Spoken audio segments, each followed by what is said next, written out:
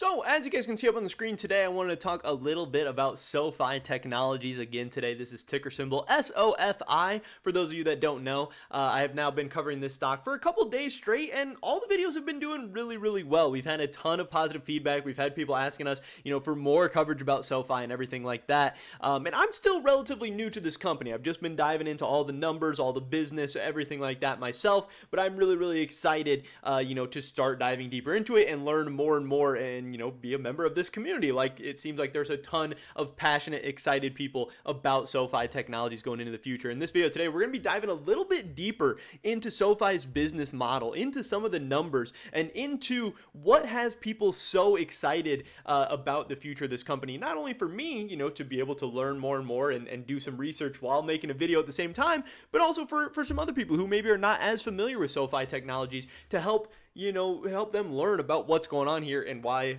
people who already know all this stuff are so excited to hopefully, be able to build up this community even stronger and stronger. So definitely drop a like if you guys do enjoy this video. I would appreciate that a ton. Subscribe, stay up to date on all my latest content, and consider checking out the Patreon. First link in the description below. All the money that is made from that Patreon goes directly into a YouTube portfolio that I track on this channel on a pretty much weekly basis, that we're trying to grow from $100 to $100,000, hopefully later on down the road. Just kind of showing everyone how possible and easy it is to grow a small portfolio in today's day and age. With that being said, let's get right into this. So, obviously, today was not a great day for SoFi. There's no, sugarcoating it. This thing was down 6.31%. This is a rough day.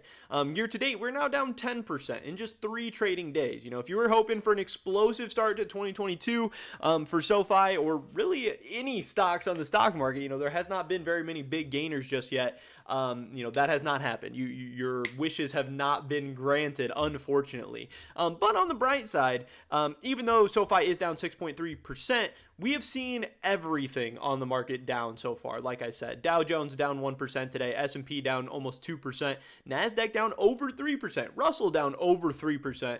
So, at least SoFi is not alone. It would be way worse if the market was humming, if everything was exploding, if everything was up and SoFi was down. That would be rough. That would be worrisome. But the fact that, it's tracking the market, maybe going a little bit past what the market's doing, I don't think is too concerning, hopefully, because once this thing has good days, hopefully it, will outperform the market on the upside as well. There's high risk, high reward in stocks like this, high volatility. So again, I'm not too worried about what we're seeing today, even though obviously it's not great waking up and seeing your account down 6% in a single day. But that's kind of where we're at right now. Everything's struggling. Crypto's down. S&P's down. All kinds of different stocks and markets are down today. But what I did want to go over was this really, really awesome article that I found on the SoFi stock subreddit called Bank to the Future, which is a really, really thorough, in-depth analysis. I'm not going to read the whole thing, but I'm going to go over some highlights and stuff and go over some of the numbers. But you guys should definitely check out this article. It's called SoFi Bank to the Future from theoperator.substack.com that is posted, like I said, over on the SoFi subreddit. So this guy just does a really, really good in-depth dive into it. So what he talks about here is SoFi, 3 legs, 1 platform. This is kind of how the business is divided up. This is their 3 operating segments. They have lending, as a financial services institution, hopefully one day an official bank. They have these 3 legs. They have their lending, which is student loan refinancing, personal loans, home loans, in-school loans, maybe more loans added in the future. They also have Galileo, which is their technology platform. And then they have the more traditional financial services as well, investing, money, credit card, Lantern, Relay, Protect, at work, ECM, and advisory services, all that other stuff kind of lumped into one big package. So this is really their 3 segments, all under one umbrella, 3 main ways that they're making, hopefully making money eventually down the road. Some of these are making more money than others. Some of these are not making money at all. But this is where you start with SoFi, breaking it down into these 3 branches. So you have SoFi Lending. This is SoFi's largest, most mature, and most profitable segment. It includes student loan refinancing, personal home loans. Although they began as strictly a student loan refinancing business, today that segment is only 22% of their revenue, with home and personal loans being the remaining majority. The revenue diversification is critical, with recent events providing a compelling rationale. Since the start of COVID-19, the federal government has placed a pause on student loan payments, slashing demand for refinancing. So, it's definitely something that has affected SoFi. And later on in the horizons, once student loan payments maybe kick back up, that could be a very, very positive catalyst for SoFi to hopefully, get back into the business of getting more student loans actually refinanced with them, especially, while we're at really, really low interest rates. Could definitely see that being a big thing for them. Then we have Galileo, kind of the more confusing and complicated aspect to SoFi. This is their technology platform, which provides fintech IaaS infrastructure as a service to the majority of the world's neobanks, including Robinhood, MoneyLion, Dave, Chime, Varo, Revolut, Monzo, Klar, and TransferWise.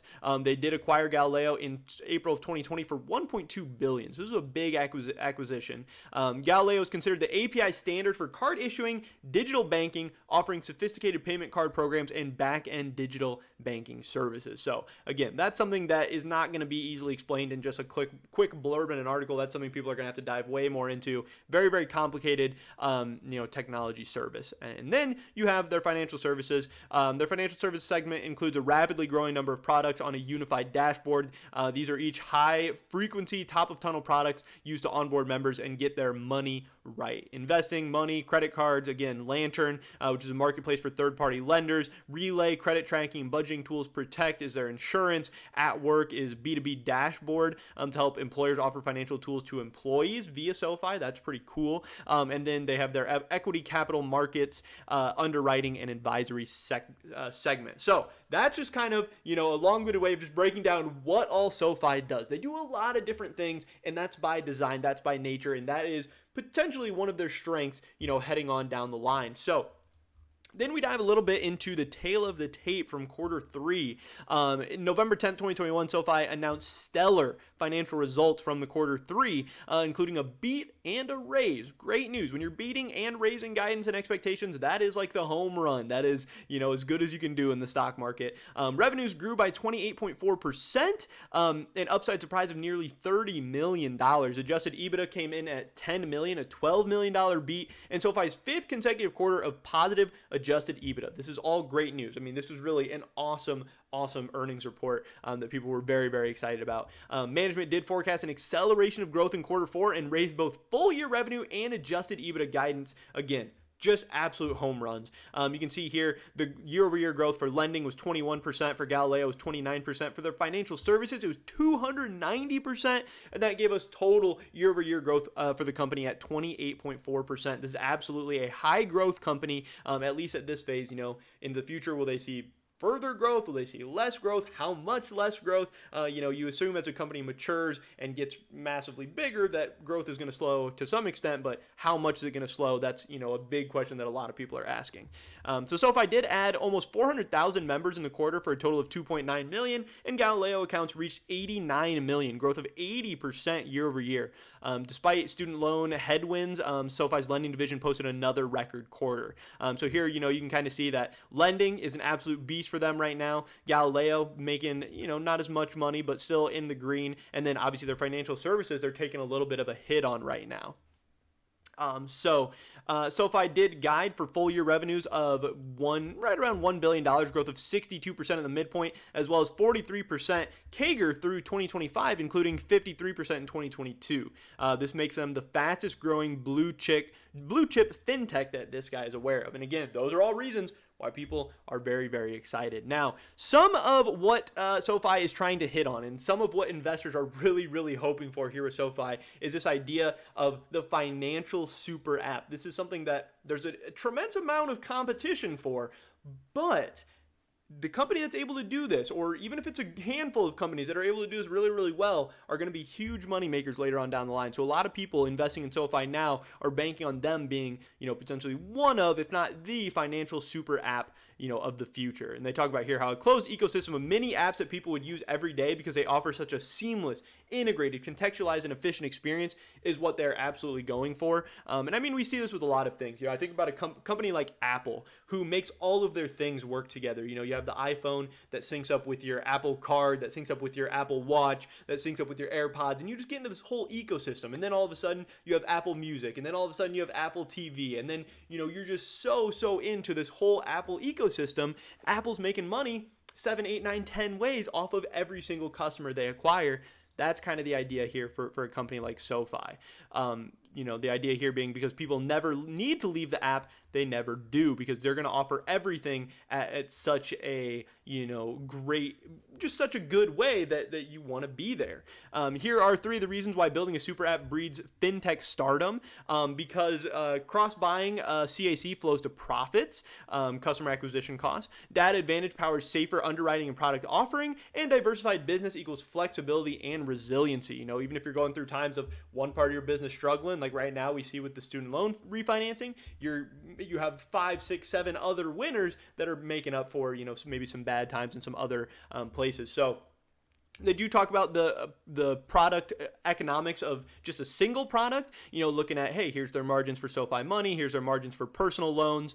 But then you also see that their SoFi products per member are going up quarter over quarter. And this is an absolutely big deal, up from 1.36 in Q4 of 2020 to 1.45 now. And if this number continues to grow, that's going to be massive. Because like they say here, SoFi pays no customer acquisition costs for products 2 through 10. Your customer acquisition costs are just on that first service. And then if you take that customer that you've acquired, for X amount of dollars, and you then get them to use product 2, 3, 4, 5, 6 from you, that is just icing on the cake. That is that free money and free revenue that you're able to bring in. Because right now, an issue for SoFi and a lot of fintech companies is high customer acquisition costs. So you can try and lower customer acquisition costs by, lowering your marketing budget or whatever, but that can be really, really tough, especially in a highly competitive field. But if you just increase your products per member, that is, effectively lowering your CAC, which is going to give you a huge advantage and a huge leg up in this competition. Then you also see that when you do start to add multiple products, how your margins just absolutely skyrocket. If you take somebody from SoFi Money, get them over to personal loans, you're talking about a margin of 86% on that customer alone. And then, that gives you, once you start to scale that up, that's when you start making a ton of money. And that's when this gets really, really scary and really, really profitable. That's when SoFi can turn into an absolute beast as a company, and obviously as a stock as well, because they'd be making a ton of money at that point. You also have the fact that the data advantage powers safer underwriting and product offering.